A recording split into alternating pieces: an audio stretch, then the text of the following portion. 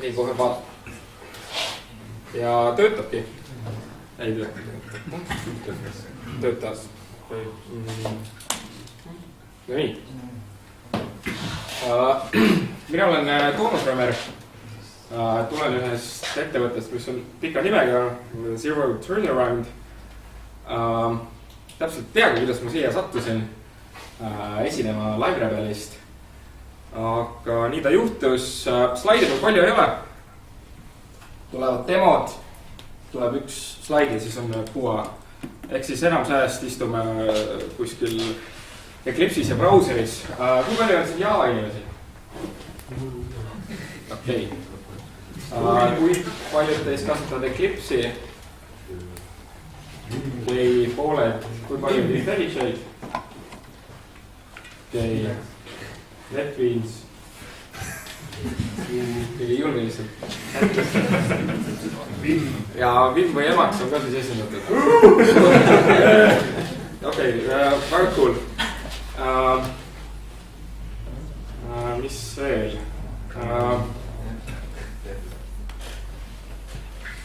Okei, aga me vist saamegi sisu juurde minna. Kui paljud on teist kuulnud tootest JRebel? Okei, pooled. Ma arvan, et enne kui me jõuan LiveRebeli, ma räägin paar sõna JRebel. Kunagi 2007 oli tema nimi JavaRebel, tegemist on väikse Jara arhiiviga. Vaatame, mis ta mu konsooli peal ütleb. Ma pean selle uue resu peale kõik resaisima. Nii. Moment. Nii. See on siis nagu see JRebel. See on üleval paremas. Tegemist on 2,5 megabaitise jar-failiga. Sa käivitad oma JVM-i, andes ta Java agendina. Kui kasutate Java 1.4, siis te panete ta selle X-boot class path'i pretendite ja see on siis toode. Siis kui see toode niimoodi sisse lülitada, siis mis iganes rakendusserverit te kasutate või missugust Javat te arendate, välja arvatud mobiil, näete mingisugust bannerit oma standard outputis. Mis see jar teeb, on siis ta aitab nii-öelda natukene efektiivsemalt tööd teha. Et ma olen siin väikse demo püsti pannud. Siin Devclubi jaoks on ekstra bookmark folderi. See on vale demo. Nii. Okei. Meil on mingi aplikatsioon, PetClinic tuleb Springiga kaasa. Siin on mingisugune funktsionaalsus. Siin on mingisugune vorm, mingisugune valideerimine käib. See jookseb samas Tomcatis, kus te selle bannerit nägite, ehk siis JVM-i külge on pandud see jar-file. Okei. Nüüd mul on Eclipse'i ja Eclipse'is on mul veel üks asi tehtud. Mul on see build automatically külge pandud. Iga kord, kui ma siin demos nagu save'id, siis ta kompileerib taustal. Okei. Nüüd ma resaisin valet asja. Nii. Minu ülesanne. Sain ülemuselt ülesande komponent natuke ümber teha, just nimelt nagu valideerimisloogika. Ja alustan tööd, JRebel enable'itud, lähen valideerimiskoodi juurde.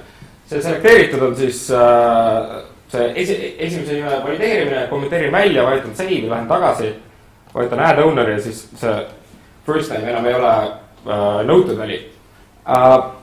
Okei. See töötab ka ilma rebelita? Töötab ikka, et kui kasutada hotswap'i siis kas siis läbi debugeri või läbi antitaski, siis metodite kehasid ja saate muuta nagu ise tahate. Aga proovime nüüd teha natuke midagi keerulisemalt, et siis need ülejäänud 3, mis ma selekteerisin ja valitasin mingisugust klahvi kombot ja ma tahan nendest uut meetodit teha. Ma panen selle uue meetodi nimeks validate some fields, siit ma lähen siia uude meetodisse, siin on need väljad, kommenteerin välja siis selle perekonnime. Lähen tagasi ja siis perekonnimi ei ole enam nagu required.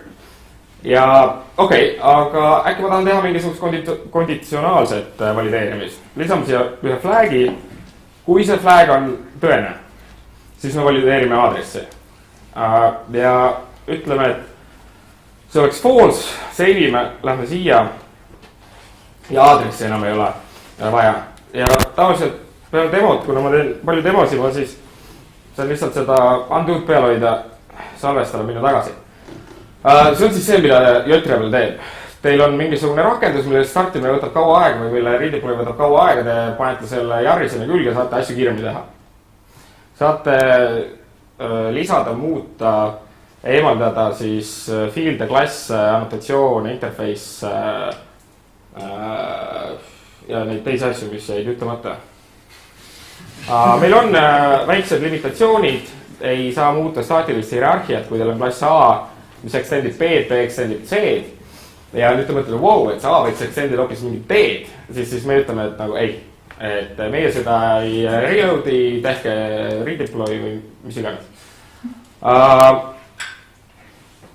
Selline kiire feedback tsükkel on siis see, mida see jar pakub. Ja klasside laadimine on nagu väga tore või see featuur, aga mis tihtipeale juhtub on see, et te kasutate mingisugust framework'i. See framework on kuskil confita, mingisugune XML fail või siis annotatsioonide baasil. Ja okei, JRebel laeb teie klassid, aga ma tahaks, et kui ma confi muudan, et ma siis ikka ei peaks nagu redeployma. Okei, selle me oleme lahendanud niimoodi, et meil on erinevad pluginad. Mis need pluginad teevad, on laevad siis mingisuguse konkreetse framework'i confe. Ehk siis sa ikkagi ei pea redeploy'd tegema. Siin on toodud selline näide, et see eelmine vorm on mapitud selle aadressi peale. Oletame, et ma nüüd millegi pärast tahan selle mapida mingisuguse uue aadressi peale, see on 404. Piisab, kui ma siin panen selle, oli 2, jah. Save'in lähen tagasi, refresh ja siis ma olen siin. Ehk siis nagu üks samm edasi on siis framework'ide, confide uuesti laadimine. Jällegi miks kiirem feedback tsükkel sulle. Mis selle juures veel on cool on see, et kui sa oled mingisuguses komponendis, kus on sügaval kuskil step 7 ja testid ja proged asju ja siis pead tegema redeploy, kaotad sessiooni ära, siis sa pead navigeerima sinna jälle tagasi, et suhteliselt mõnus tööriist. Ja siis me küsimus, kui sul on mingi objekt sessioonis, kui sa selle objekti näiteks field'e ära võtad, juurde lisad, kas sa pärast, kas see sessioon säilib, saab seda objekti sessioonist tagasi kätte? Jaa, kuigi seal on teatud corner case'id, aga põhimõtteliselt on niimoodi, et kui sul on mingisugune instance mingist klassist, lisate klassile sinna mingisuguse meetodi juurde, siis te saate selle meetodit kutsuda selle vana instance'i peal. Kui te lisate mingi field'i, siis täpselt sama asi. Seal on küsimus selles, et mis nendest field'idest saab, kui sa kasutad konstruktori baasil initialiseerimist. Selles mõttes, et ega ma ei hakka olemasoleval instance'il kutsuma konstruktorit uuesti välja, kus sa setid oma mingit, ma ei tea, nime field'i või midagi sellist. Et seal on case'id, kus ta ei tööta nagu nii maagiliselt lihtsalt. Minu arust me reklaamime välja, et me elimineerime 80% redeploydest. Ehk siis säästad igast 5-4 tuld. Põhimõtteliselt see field'i initimise küss on kõik tahes keeles, kas või mingis dünaamilis keeles? Ei, no tõsi, see kohe, kui sul on uuesti laadimine, siis sa pead mõtlema välja mingisuguse nagu state üleviimise. Kui seda üritatakse teha, kas Rebel ütleb kuidagi, et ta sellega ei saa hakkama? Jah. Just. Et sa võid 0 pointeri ka saada. Selles mõttes, et aga kuskil tuleb teade, et mingi warning. Aga arenduses see väga ei muretse, sest nii palju asju töötavad, et satud nende otsa harva. Okei, aga äkki me saame seda sama lähenemist kasutada produktsioonis. Tundub ju ohutu. Selles mõttes, et teil on rakendus laivis ja siis tahate uut versiooni välja lasta, sest uued featuurid võiks välja minna ja ei taha mingisugust pikka rolling upgrade'i teha, et vaataks, mis juhtub. Keegi ei taha osta. Siis me mõtlesime, et papp peab seal tegelikult ikkagi olemas olema. et pakuks äkki mingisugust toolingu. Et sa võtad selle eelmise EAR-i või WAR-faili, sa võtad eelmise ja uue, jooksutad selle vahel mingisuguse diffi. Diff teab, mida me toetame, mida me ei toeta ja siis ütleb, et mingi tuld või siis nagu palun ei. Ja see ongi LiveRebel, ehk siis see agent ja kõvasti toolingut siin ümber ehitatud, et garanteerida, et need korrad, kui me supportime, siis kõik töötab. Et see on siis nagu LiveRebel. Vot, aga ma arvan, et lähemegi siis ühe LiveRebeli demo juurde. Mõtlen, kus ma alustan. Nii. Kas see mõte sulle endale ka tunduks keegi või? Enam ei tundu. Selles mõttes, et alguses ikka, aga ega alguses JRebel oli ka väga scary, et mis mõttes. Ma lugesin rõõmsalt Slashdot ja tegin suitsu ja jäin kohvi, kui mu WebLogic seal redeploys, et elu oli ilus. Enam ei ole, jah. Nii, aga seda demo ma alustan vist sellest, et esiteks panin seal püsti paar Amazoni mikroinstantsi ning ma avan parem kõike, sest ma ei pea siin mõtlema. Ja ehitasin väikse klastri, seal on demo 0, demo 1, mõlemad jooksevad Tomcati peal. Siin olen. Mõlemad jooksevad Tomcati peal, mõlemal on konfitud siis agent. Selle agendi nimi enam ei ole JRebel jar, vaid LR agent jar. Ehk siis seal serveris on Tomcat üles toodud selle agendiga. Nii. See tooling, millest ma enne rääkisin. See tooling ongi üks veebiaplikatsioon, mille sa installid Google'i. Sellesse veebiaplikatsiooni ühenduvad need serverid, kus on konfitud see agent. Nii. Siin ma vajutan serverist tabile. Ja siin ma näen seda ühte ja siin ma näen seda teist. Okei. Nii. Ja meil on mingi aplikatsioon siin on deploytud. Ma vaatan, kõik on siin raudselt midagi lollust kirjutanud, ei ole väga, okei. Aplikatsiooniks on üks chati aplikatsioon, mul on selle URL ka olemas, kui siin mõnel on arvuti kaasas. Wow. No nii. H2V2 suur J8V. Et siis te saate sinna chati kiiresti, kui te tahate seda kaasa mängida. Kui keegi nüüd proovib, unustas ära, sest ta võib julgelt küsida. Nii. See siis jookseb seal klastris. Ja me tahame uut versiooni panna. Nii. Kahjuks nagu ma praegu mõistsin, siis kui ma selle üles seadsin, siis ma juba ühe uuenduse tegin, et alustame hoopis downgrade'ist. Et lähme siia Rebel Chati Google vaatesse. Me näeme siin, et 2 versiooni on mõlemad aktiveeritud. See on visuaalne jama praegu, sellepärast, et ta nendes vanades oligi, mõlemad versioonid olidki korraga tegelikult külge jäetud. Aga mis me siin näeme, et on mingisugune 1.0 ja mingi 1.1. Ma tean, et nendes serverites siin on praegu 1.1 aktiveeritud. Me teeme nüüd downgrade'i nagu 1.0 peale ära. Me nimetame seda update'iks. Ja siin tulebki see diffimistool. Mis juhtus? Võeti mõlemad vararhiivid, tehti binary diff ja siis tehti mõlemas suunas, et downgrade 1.1.1.0 ja siis 1.0'st 1.1. See on siis selle jaoks, et kui sa teed mingisugust upgrade'i, et sa saaksid mingisugust teate, kui midagi läheb halvasti, siis sa saad sama kiiresti tulla nagu tagasi eelmise versiooni peale. Kuna siin on teatud loogikad seoses kumba pidi mingisugune state transfer sulle õnnestub, kumba pidi sulle ei õnnestu. Et 1.0 ja 1.1 on siin maru halvad versioonid demomiseks, sest ta ütleb compatible with warnings. Et ma peaks selle demo appi natuke paremini konfirmamist. Vaatame, mis siin on välja toodud. näiteks, okei, mingisugune meetodi keha muudetud. See on siis warning, et serverleti initi meetodit on muudetud ja noh, kuna aplikatsioon juba töötab, siis selle serverleti lifecycle'iga nagu midagi ei tehta, et sellepärast on see warning siin. Okei, mina olen suhteliselt enesekindel ja julgen seda update'i teha, aga korraks vaatame selle aplikatsiooni veel, et muidu seda teeb mingi sysadmin, kes reaalselt ise koodi ei ole näinud eriti.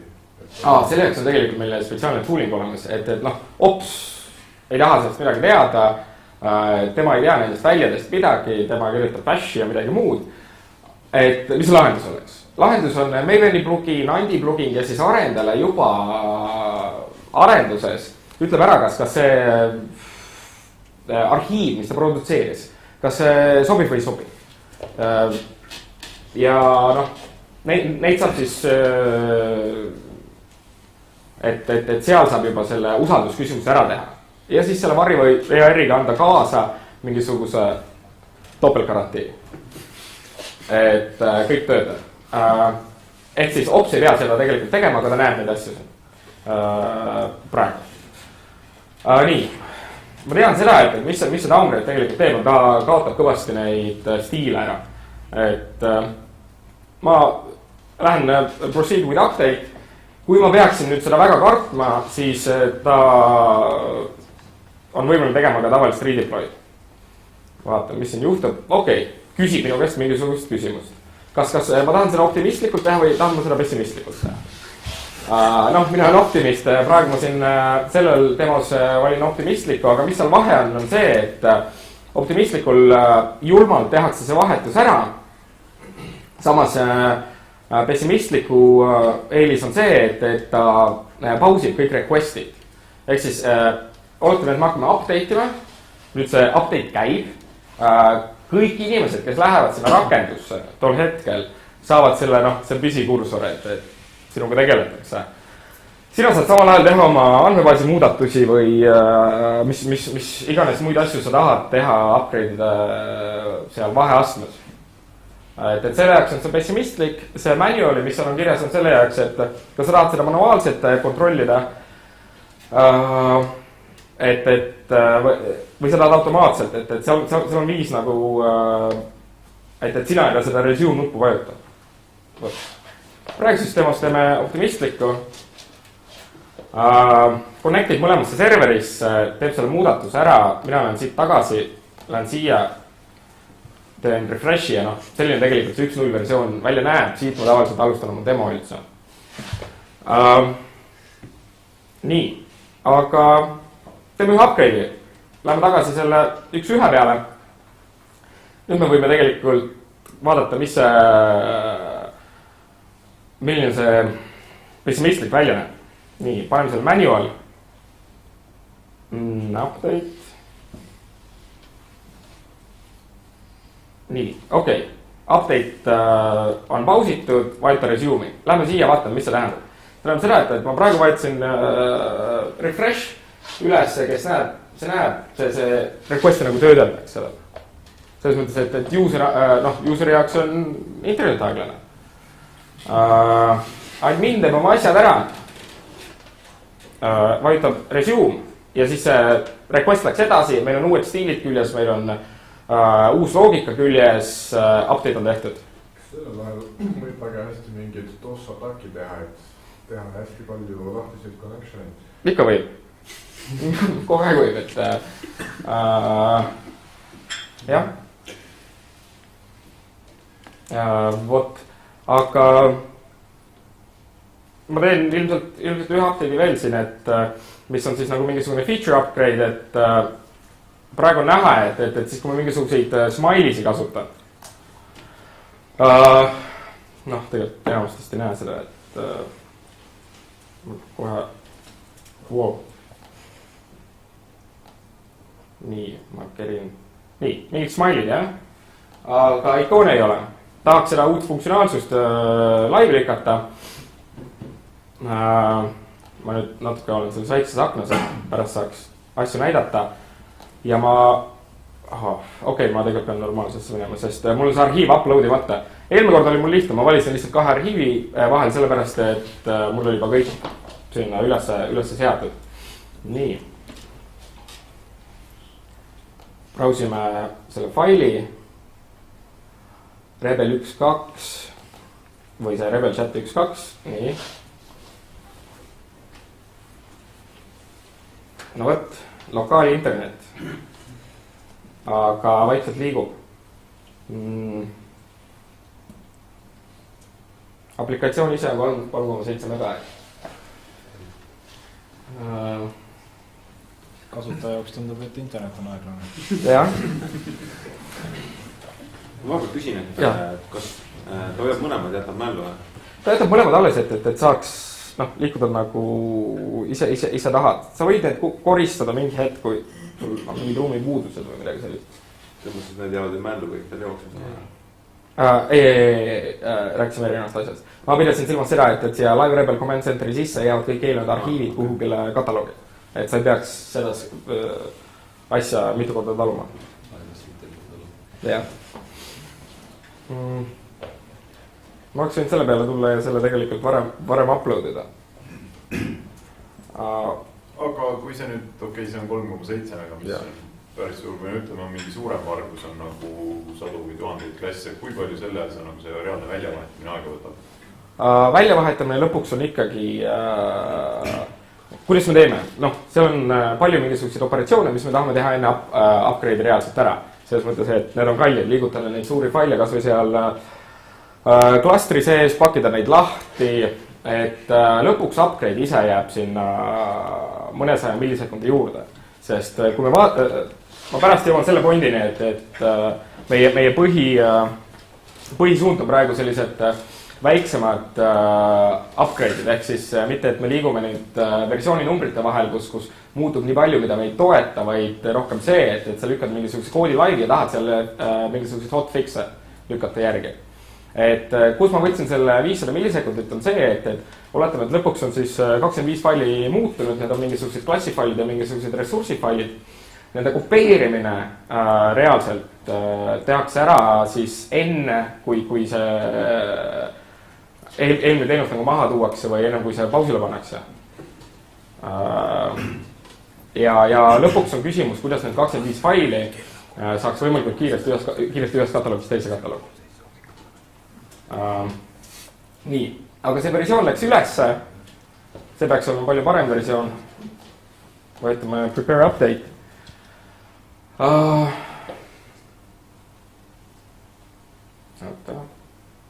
Vist ei ole siis parem. Okei, ma lähen selle update'i juurde, teen selle update'i ära. Tagasi ja siis mul on juba see smiley seal. Et siis on tulnud see loogika, et üldse parsida seda smiley't. Oota. No võt. Nüüd ta tuleb sisse kõik minu ära. Okei, uus loogika ja uued ressursid. Et see oli siis need arhiivide suur vahe. Nii. Aga kus maal me selle produktiga üldse oleme, et mina hakkasin Live Rebeliga tegelema eelmine oktoober. See on mingil määral firma sees niimoodi vaeslapseks jäänud, kuni me siis võtsime sellise otsuse vastu, et nüüd me tegeleme. Tegelen ja kasvatan vaikselt meeskonda ja oleme sellise huvitava numbri juures nagu milestone 11. Tahame tulla välja esimese release-kandidaadiga umbes 2 nädala pärast. 1.0 taga ootab see, et me saaksime esimese maksva kliendi. Loodetavasti õhus olevad asjad tulevad ära, 1.0 tuleb välja. Et juba on 1.2. Ei, Command Center. Või üldse Live Rebel kui toode, et see on Rebel Chat. Vot. Et seda me seal Tartus ehitame. Aga kuidas üldse Play'ga seotud on? Play'ga on ta seotud nii palju, et see Live Rebel ise on see veebipool on kirjutatud siis Play Frameworkis. Kuidas üldse selle LiveRebeli käivitamine või mis asi ta lõpuks on, et kui see JRebel oli mingisugune agent, siis vaatame. Kindlasti ma olen kirjinud mõne. Nii, ma teen selle suuremaga. Nii. LiveRebel on, nagu enamus mingisuguseid Java server containerid või app servereid, et kuskil bin kataloogis on mingisugune shell script, läheb käima ja siis see server sul käivitab kuskil. Ja kuidas siis Play on siia sisse tulnud on see, et see shell script paneb java-jar LiveRebel jar tööle, sealt seest siis spoonitakse jetisse deploytakse siis mingi aplikatsioon, see on kirjutatud Play Frameworkis. Ja ma arvan, et nüüd lähemegi selle teise osa juurde, milleks on siis Play Framework. Okay. Ega ma mingisugust frameworki nagu siin promoda ei taha, selles mõttes, et see ei ole mingisugune perfektne tööriist. Aga tal on tõesti mingisuguseid kuule featuure, vähemalt minu jaoks. Et kindlasti ei ole nagu mõte, et kasutage seda. Aga et välja tuua, et näiteks meie seda kasutame, mis featuurid meile sealt istuvad ja mis meile meeldib, mis meile ei meeldi. Kui palju prantslased?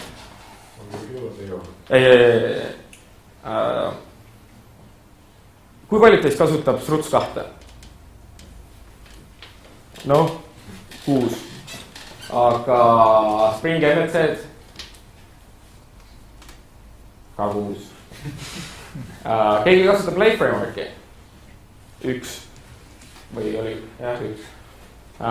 Stripes? GVT? Okei. Neid framework'e on nagu nii palju, et lõpuks tuleb mingisugusel põhjustel valida.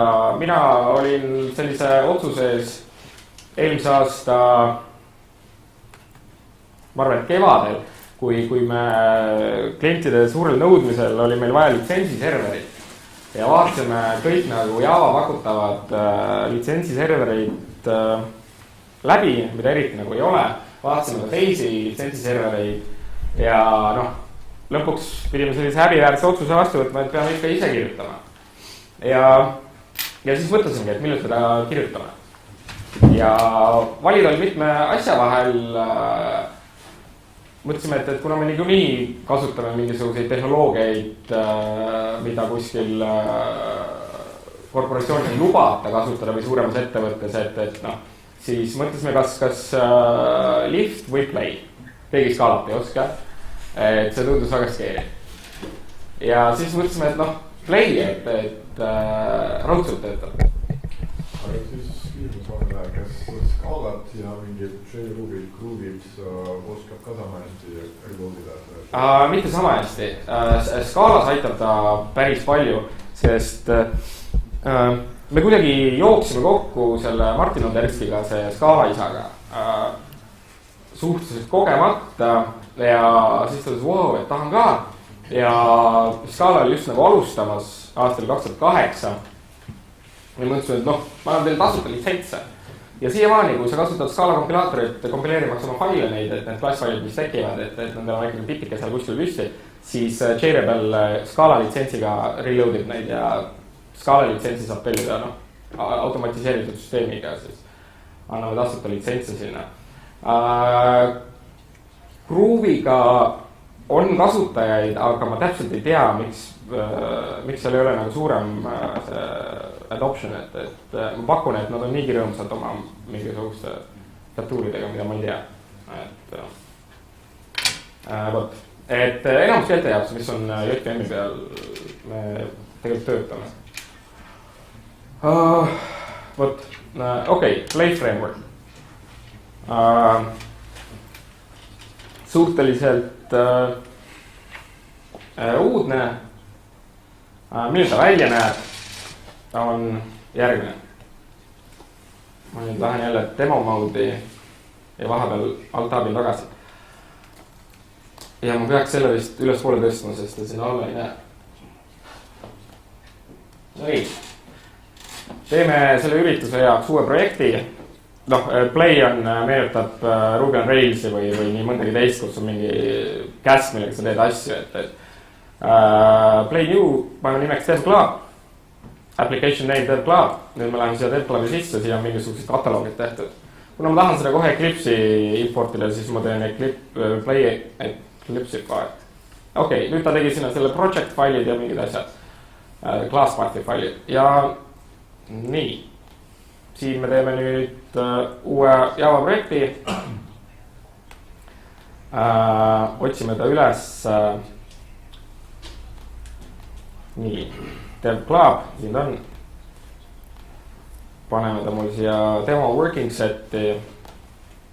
Ja siis me saame ta Eclipse'i. Nii. Ma panen tegelikult need failid kinni, sest ma raudselt kaotan mingi konteksti ära. Okei. Kahjuks ma ei suutnud selle navigaatori fonti suurendada. Aga mis seal on eeldefineeritud kataloogi struktuur, mida nad siis mingil määral peale sunnivad. Ja selline see projekt välja näeb nüüd. Paneme ta tööle. Tööle paneme ta play run. Mis juhtub? Esiteks üks oluline asi mainida selle play kohta ära, et tegemist ei ole mitte ühelegi spekile vastava nagu frameworkiga, et teda ei huvita servlet API, teda ei huvita JSP API. Tal on tegelikult sisse ehitatud oma veebiserver, mida ta siis ütleb, et see on maru kiire. Meie ikkagi kasutame Yetit ja mis siis juhtub on see, et nad pandivad kaasa ühe servleti, mis mapib siis selle tavalise servlet API käsud siis tõlgib Play'le. Et ta ei vasta ühelegi spekile. Mis see Play run teeb on siis stardib selle tema oma HTTP serveri, deployb selle rakenduse ära. Nii. Ja ta pani selle boardile 9000. Siin ta peaks olema nüüd. Ütleb, et kõik on valmis. Väga hea. Ja ta on mingisuguse default index faili. Siin on mul teinud. Nii, aga vaatame neid featuure, mida ma tahtsin siis teile demoda. URL mappings ja redirectid. Üks huvitav ja samal ajal natukene keeruline asi on see, kuidas siin käivad redirectid. Et ma võtan lahti sellise faili nagu roots, mille, selle fonti ma ka ilmselt suurendanud. Aga okei, ma ei hakka suurendama. Mis siin on kirjas? Siin on kirjas ära, saab kirjeldada ka staatiliselt. Mingid URL'id vastavad mingisugustele staatilistele meetodile. Või saab midagi natukene dünaamiliselt kirjutada, et kõik mis vastavad patternile ja mingisugusele veel patternile mappida teatud klassfailide teatud meetodite peale. Või kui tahate väga ilusaid URL'e teha mingisuguste parameetrite jaoks, siin saad seda teha, regulaarravaldised ja siis mingisugune play loogika. Et see on see nagu lihtne asi, miks minule see meeldib on see, et mõneski teises frameworkis, kui sa mingi hetk soovid nagu ülevaadet saada, et nagu wow, mis meil üldse nagu mapitud väljapool on, siis tuleb koodis käinida. Aga järgmine asi oli siis need redirectid. Mul on siin siis üks fail, see serveerib sellist asja nagu index leht, ta kutsub välja meetodit render tühjalt välja kutsudes tähendab seda, et ta kuskil teiselt kataloogist mingi nimekonventsiooni alusel include'ib mingi template'i. See on siis see, mis te seal nägite. Aga lisaks mingisuguse meetodi veel siia. See index peab staatik olema. Okei, huvitav asi. Play framework täielik stateless. Kõik meetodid, mis on nagu veebis kutsutavad, on staatilised. Nii. Miks ei head? Lõpuks on, kui võtta nagu üldisemalt, et kas võrrelda nagu stateless, stateful, siis stateless skaleerimine mugav. Aga miks ta nagu siin hea on, et no teist varianti ei olegi. Et ta on selle nagu lähenemise võtnud, et see on stateless framework. Nii. Ega ma tegelikult ei ole ammu Play'd kirjutanud, aga mõtlesin, maru hea oleks sellest rääkida. Kuidas? Ei, ma hakkasin seda reisijaid selle tausa. Nii. Mis ma siis tegin uue meetodi, see tänu selle roots, sellele peaks olema mul mapitud nüüd page alla. Nii, controller action on tegelikult, see indeks on natukene okei, tere tempa. Noh, tegelikult see suur täht ei ole, aga ma lihtsalt sul praegu see rebel all ei, nii, üks lahe feature, mis on play. Kahjuks ma jätsin selle viimaseks, ma mõtlesin, et ei pane tähele. Play kasutab väga palju erinevaid häkke, et pakkuda teile tohutult kiiret feedbacki. Mis siin näiteks taustal on tegelikult ma jõuan selle punktini veel, et siis kui sa Play'd kasutad, siis rebelit ei ole vähem. jah, aga no mis juhtub, üks hetk on see, et su Play rakendus muutub jälle suureks ja siis redeploy'd häirivad. Ja mis ta teeb fallback'ina, siis kui ta asjad ei õnnestu, on redeploy. Ja siis on küll vahepeal mõte, et kurat peaks konfima ära ja vaatama, et kas saab natukene paremaks selle efektiivsust või ei saa. Aga enamjaolt kõik, mis kirjutad, ilmub vahepeal tuleb restartida out of memory pärast. Tal saab permgen otsa. Nii, tere Dev Club. Okei. Nii. Nüüd teeme ühe uue lehe, või tegelikult alustame sellest, et võtame mingisuguse parameetri sisse, näiteks ID, mis on tüüp string. Ja noh, display'me selle ID siia.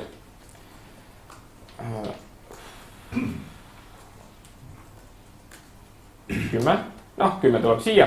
Teeme niimoodi, et kui see ID on 11, equals, siis me renderdame selle teksti.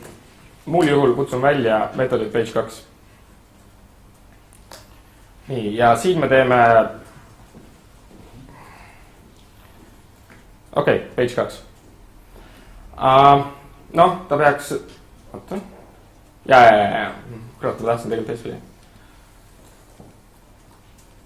Nii, et ta näitab seda 10, siia paneme siis 11. Mis taustal juhtus? Võtame network, teeme uuesti refreshi. Ma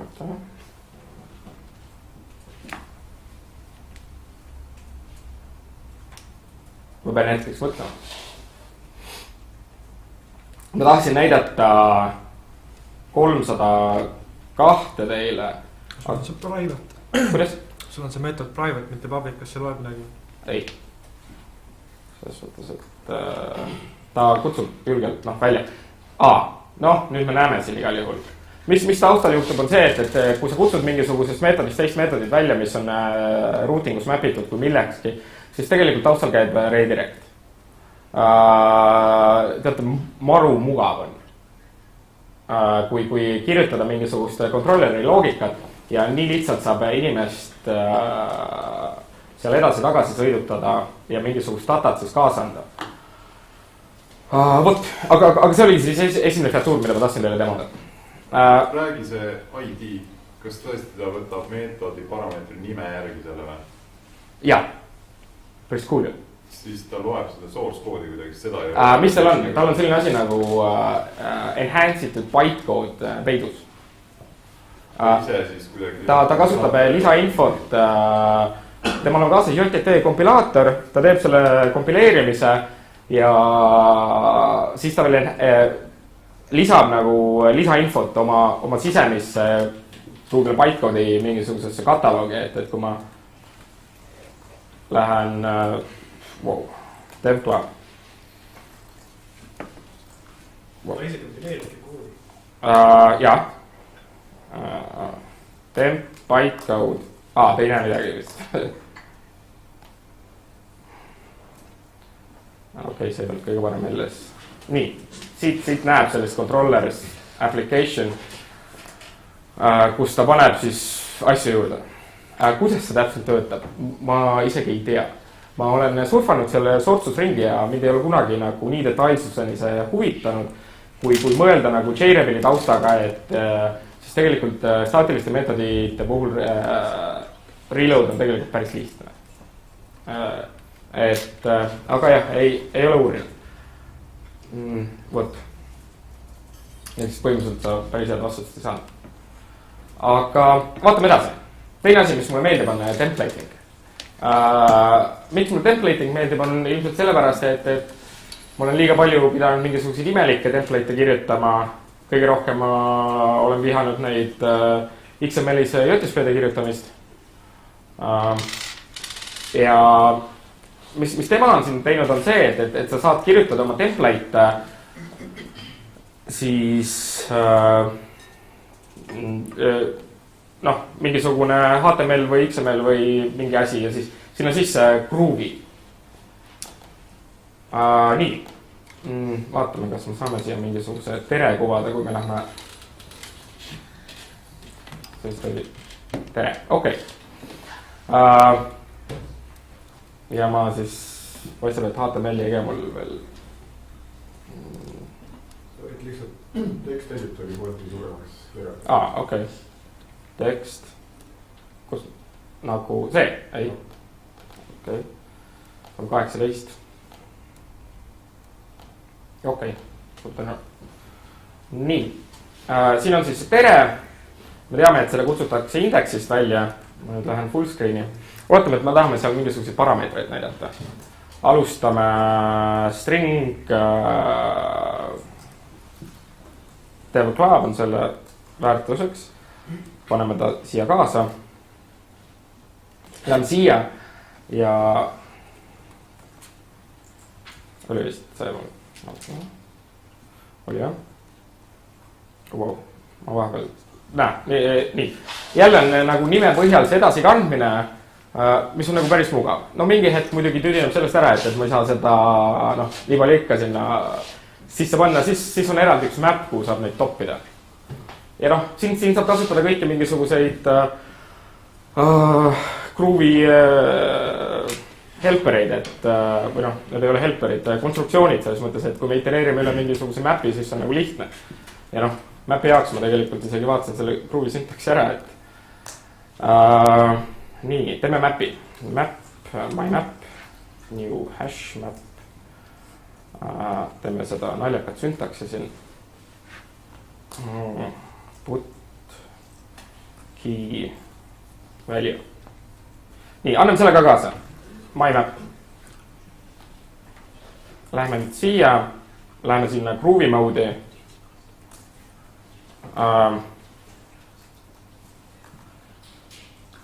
Oli vist nii. Value. No see on väga halb näide selles mõttes, et Maiki ja my value. Nii, my value. Et neid Groovy loop if on nagu palju mugavam kirjutada kui näiteks minu jaoks JSP-d. Isegi kui JSP-sse ma peaksin millegi pärast kirjutama veel koodi, siis see tundub nii palju mugavam, et nad on reaalselt mõelnud minu peale, mitte midagi, kelle peale need JSP inimesed mõtlevad. Lubab sul kogu koodi kirjutada seal ja ikka. Jääb sul Java koodis vaja? No kindlasti sul tuleb ette, kui sa tahad seal mingisuguseid asju teha, et üks nagu võib-olla mugavamaid asju on mis minul on meeldinud iga kord, kui mul on vaja mingisugust data formatida ja Groovy injectib sinu sinna stringi kohe mingisugused lisameetodid ära ja siis ma saan kirjutada see val.formaat sisse ja siis ta prindibki selle mulle sinna välja nii mugavalt, et vot. Okei. Üks asi on veel siis jobs.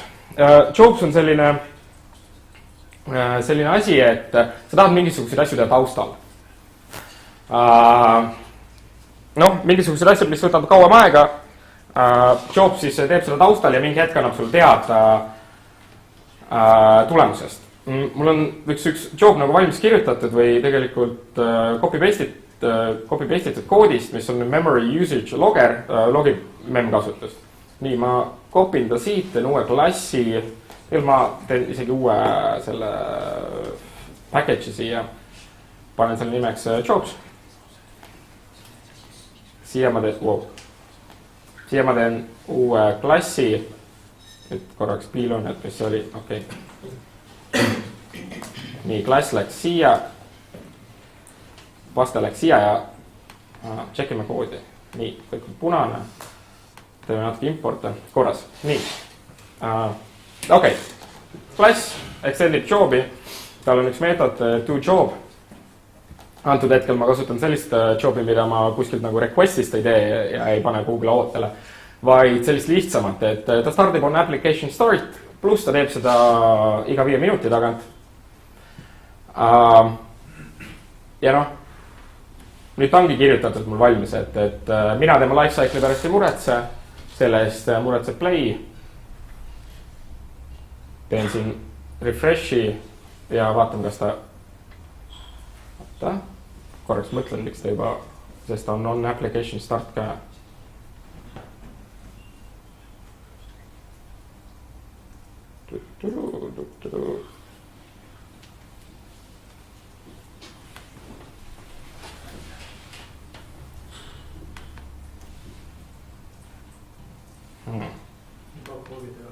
Kuidas?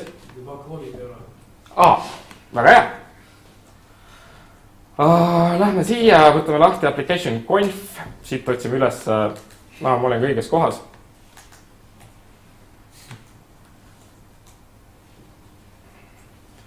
Ja teeme siin refresh, nii, okei, nüüd ta laadis selle ära, meil on conf laetud hetkega, meil on siis job on seal, debug on reconfitud, kõik mingisugune väga kiiresti. Kui me kasutame mõnda teist frameworki, siis JRebel ja Logan Liotti plugin teevad sama asja, aga noh, siin on mõeldud arendajale. Okei. Nii, aga nüüd mul ongi vist ainult 2 tuuri veel. Testimine. Okei. Testimine on nagu väga tore. Mina tahan, et meeskonnas kõik testiksid, aga testimisega alustamine on tihtipeale see kõige keerulisem osa. Sa pead panema paika endal selle testimis nagu noh, infrastruktuur, et kas sa kutsud seda Maine'ist välja, kas sa kutsud seda Andist välja, siis pärast konfime oma continuous integration'i, et toda meetodit kasutama. Kuhu ma oma testi klassid panen, kas ma teen testkataloogi, kas ma kasutan Maine'i konventsiooni, kuhu ma panen funktsionaalsed testid, kuhu ma panen unit testid, kas ma kasutan JUnitit või test-NG-d või midagi muud. Kuidas ma neid jooksutan, kas Eclipse'i seest või käsurealt või ma üldse ei jooksuta neid, siis mis mulle Play juures meeldib on see, et ta nagu sunnib sind mingil määral testima ja ta on teinud ära sinu eest mingisugused otsused. Otsused algavad esiteks sellest, et siin on kataloog test olemas, noh, see on lihtne. Teine on see, et ma kirjutan siia play test. Kirjutan praegu test, sest ma tahan jooksutada teste. Noh, see on nagu manuaalseks jooksutamiseks, siis kui ma tahan seda kuskil automatiseerida, siis ma panen play autotest. Nii, ja nüüd vaatame. Test. Stardib. Okei, ta ütleb, et mul on üks unit test, väga tore. Ta ütleb, et mul on üks funktsionaalne test, tore, ja üks selline test. Vajutame start. Jooksutas ära. Nii, ma deselectin nad ja tegelikult lähme isegi funktsionaaltesti juurde. Siin on siis application test, ma panen ta korraks veel tööle, kirjutame ühe juurde. Nii, lähme siia test kataloogi. Siit võtame application test. Selline näeb siis praegune test välja. Test that index page works on siis meetodi nimi. Teeme ühe veel. Teeme, et test that mingi page works. Meil ta oli vist selline asi nagu application page. Korraks vaatame, et mis seal üldse vastu tuleb. Mul get content response, savime ära, lähme siia. Siin ma pean tegema refreshi. ja nüüd ta peaks 12 mul jooksutama. Jah, et page works ja pluss ma panin, mis ma kirjutasin? Panin siis get content response. Ma korraks, vau. Okay, nüüd see natuke segadusse. Miks ma ei näinud outputis?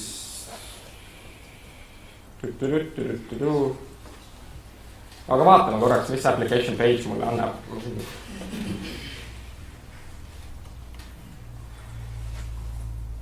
No peaks page 2 andma. Mis ta teeb? Ta sellest redirectist, ta annab mul tegelikult selle 302 vastu. Sellel ei olegi mingisugust content'i. Nii et kui ma panen siia page 2, nüüd lähen siia testimisse, vajutan start. No nüüd ma tõesti loodan, et see on seal. Page 2, okei. Ja nüüd ma saan kirjutada kohe siia mingisuguse testi, et assert, mingi content,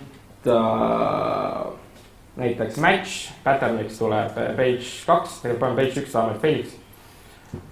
Lähme tagasi, nii. Okei, failiks. Ja mis nagu selle takeaway on see, et ta sunnib sind teiste natukene kirjutama ja ta teeb sinust otsused ära. Ja see nagu mulle meeldib, et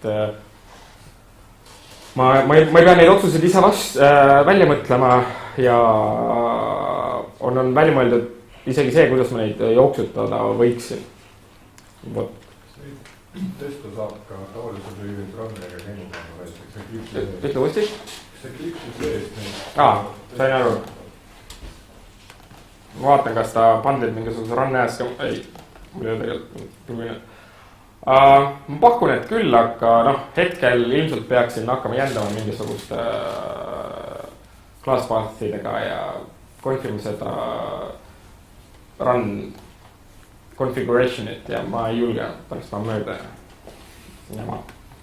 Aga kindlasti saab, et ta ei käse sulle ainult neid kasutada, et JUnit testid on tavaliselt JUnit testid, functional testid on lihtsalt, nad pakuvad mingisugust selliseid toredaid meetodeid, et mingisugune get või get response või et saab võrrelda neid status koode ja seda saab igalt poolt välja kutsuda.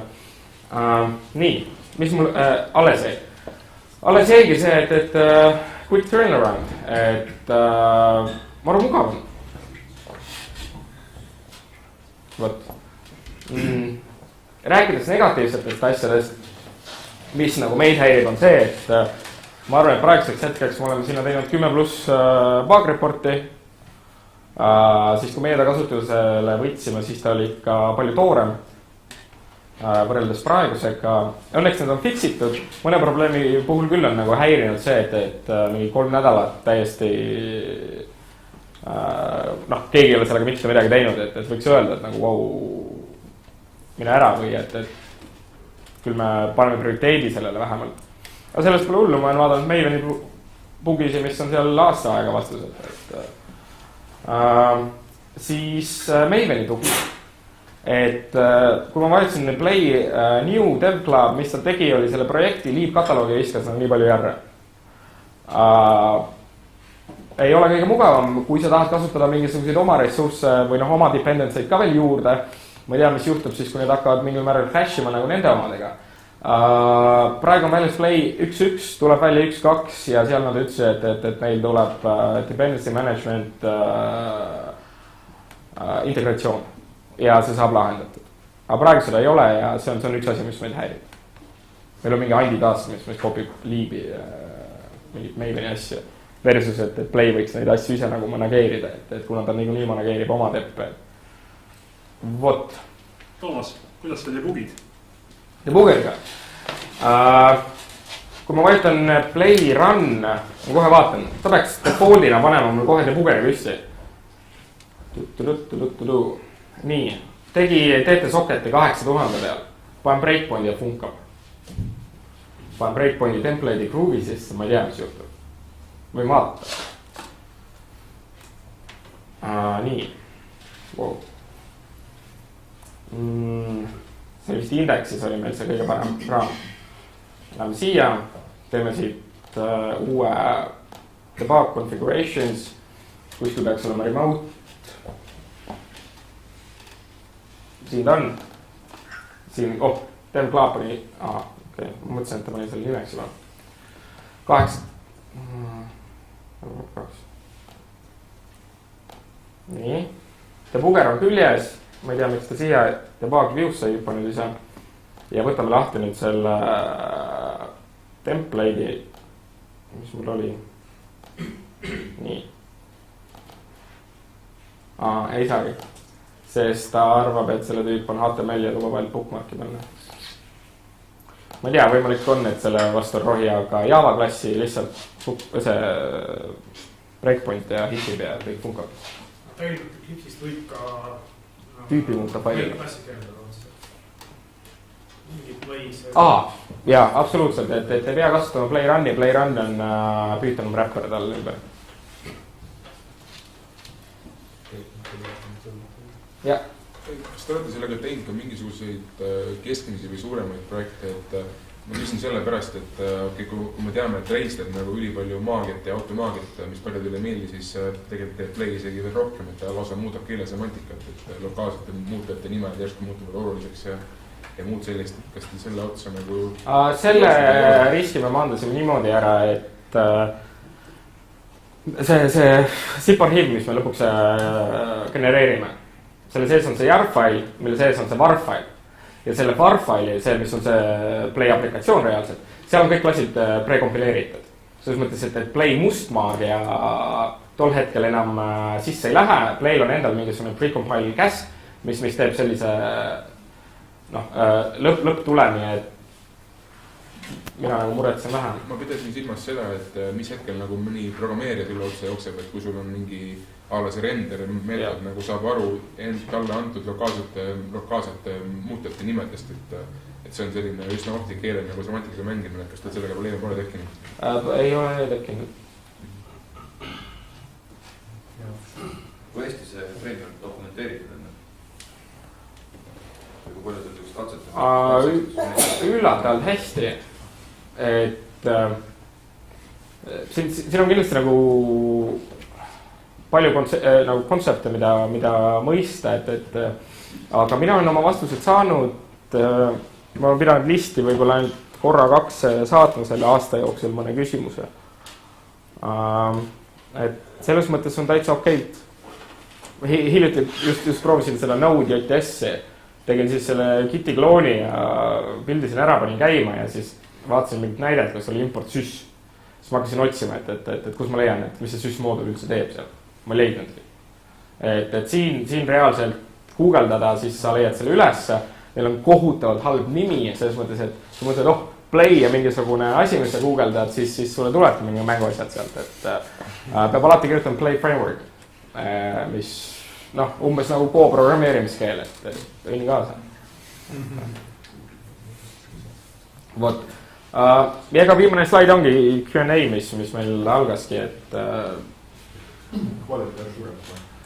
questions and answers, et vaata, siin on see kalkriips vahel. Aga ma küsisin kohe, et miks mitte Rails siis juba, et miks Play? Saksast tõeldus süntaksist ka lahti. Palju siin Ruby progeid on? Kindlasti äge nagu Play peale minge, sest Ruby't ei toeta. Templating osas saab minu eest Ruby sisse panna ja samamoodi saab Scala sisse panna, aga muus osas, see on Java framework. Kui ma tahaksin Ruby't kirjutada, siis ma ilmselt lähen Ruby on Railsiga. J-Ruby on variant ju, selles mõttes kui JVM-ida on väga. Jah, tol hetkel ma juba vaatan vastavalt vajadustele.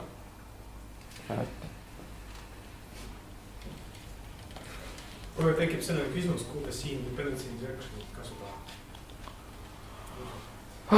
Neil on mingisugused nagu Play plugina. Ma ise ei ole kunagi kasutanud, aga ma olen nagu natuke koperdanud ja et ma ei ole kasutanud. Jään vastuse võlgu. Kas need autorid, kes selle London on ise mingid endised reisimehed või mis pani üldse sellist nagu kainelt mõtlevat Java inimest tegema reisi klooni? Ei tea. Sellest ma saan aru küll, et mis nende idee on. Neil on nagu kõrini mingisugustest framework idest, kus siis no ilmselt mõeldakse, prioriteedid on teised, et see arendaja produktiivsus on seal noh, listi kuskil all või kuskil keskel, et Javas noh, samamoodi nagu JRebeli mõte on, et asjad ei pea olema nii jubedad.